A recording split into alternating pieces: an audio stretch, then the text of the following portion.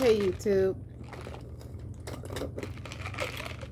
no pop, only water and sometimes juice.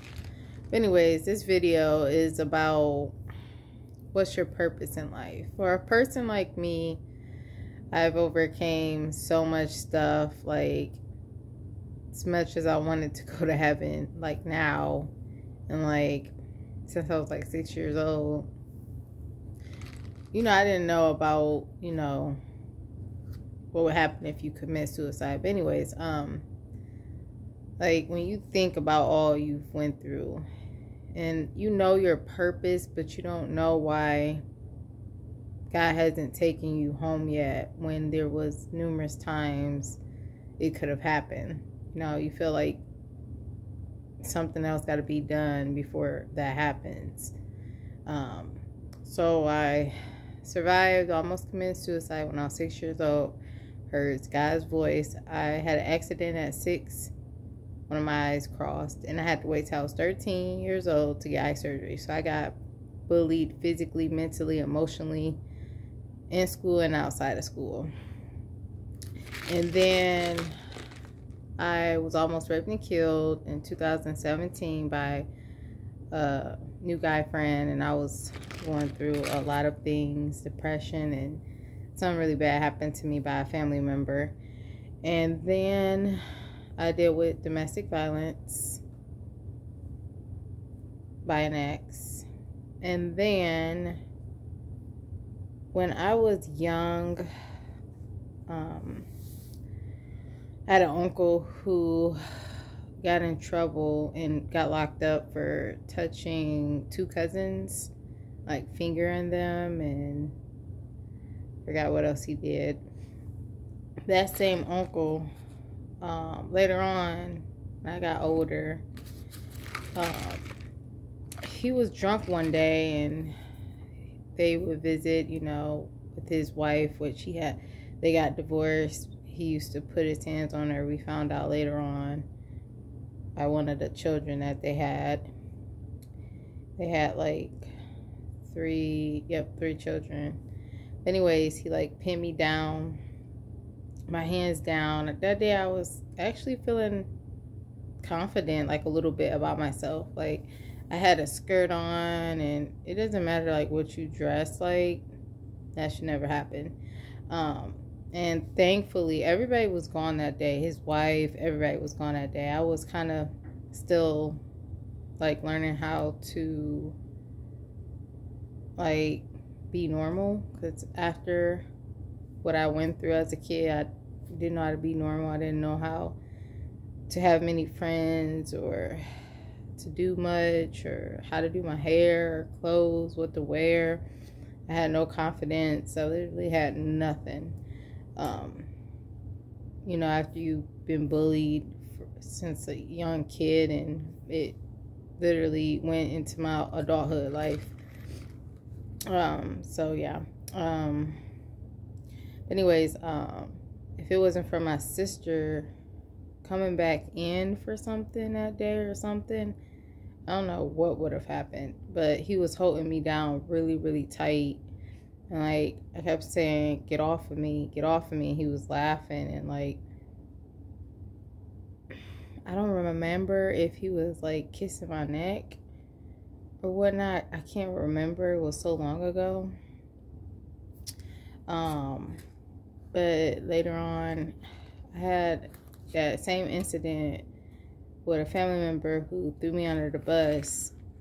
I had to live with another grandmother, not a grandmother down south that I'm close to, but on my mom's side. And he was there, and I was like, the living room was like my room, okay, because she didn't have any other rooms. And so one day I was like getting up in the morning, and like I had the covers on me, and I was like putting like my bra on underneath the covers, and like I knew he went in the kitchen or whatever, and I was trying to do it like really, really quick, like under the covers, and like he was peeking, like trying to watch me, and I was like, dude, this dude is a perv.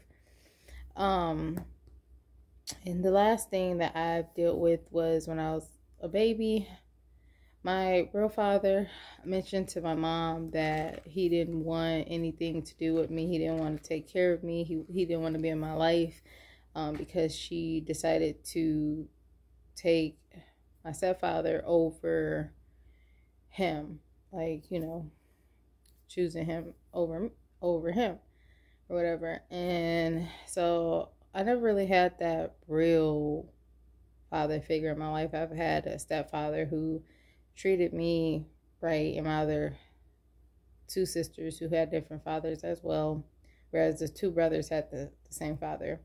So everything was good and we were treated right. And this goes for all of us, females, daughters, his stepdaughters. We were treated all equally and like his child when we were kids. But when we became older adults, not older adults, older teens. So like,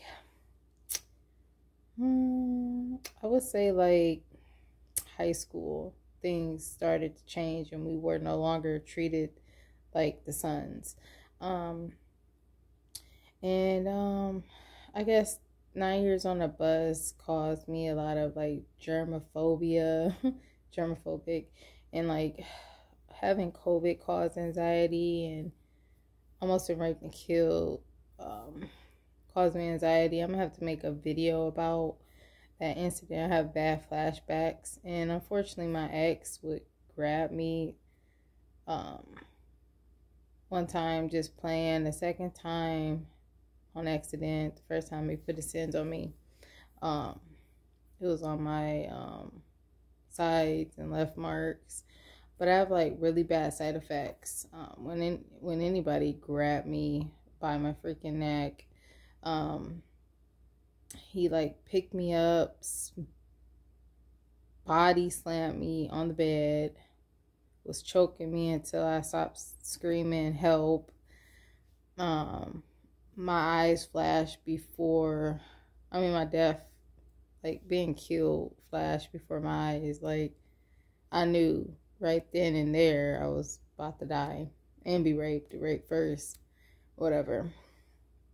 Like my underwear was getting ripped off, and we were fighting for like 45 minutes. It could have been longer. He was talking for like an hour, like after attacking me, because he found out that I was stronger than I look. And he even mentioned, I'll never forget, his eyes changing from like normal to like a whole different person.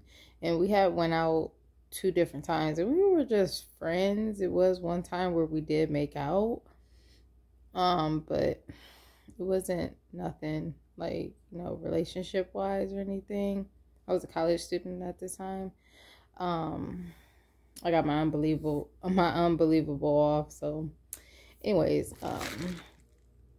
what did I want to say? Yeah, so just bad experiences kind of remind you of how blessed you are, and like there's something else that God wants you to do because you're still here, like at any time he can take you or spare your life.